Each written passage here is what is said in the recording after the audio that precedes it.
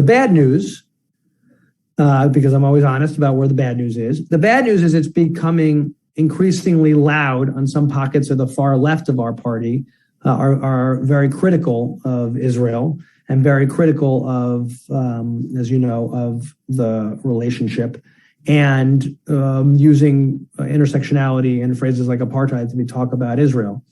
And it's a very, very small group of people. I want to be very clear about this because people think it's taken over the Democratic Party. That's just not true. It's a very small cancer, but it's a growing cancer. And the issue I worry about more than anything is that some of my colleagues, when I call them now to join on something, they'll say, listen, Josh, you know I'm with you. You know that I'm going to vote with you. I always stand by Israel.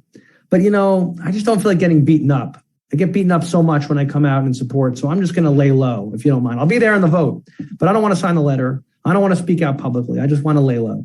That's what I'm worried about, because the reason they're refusing to speak out and are laying low is because they just get the snot beat out of them when they stick their head above the parapet.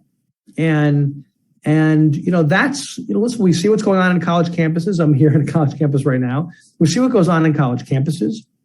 We see what goes on with our younger people, including young Jews. You've got really nefarious efforts, like If Not Now. And even, listen, I see pockets of organizations that you would think would be friendly based on their mission, but aren't. And I worry a lot about the growing vitriol that comes out of there, or that's aided and abetted. I mean, If Not Now regularly attacks me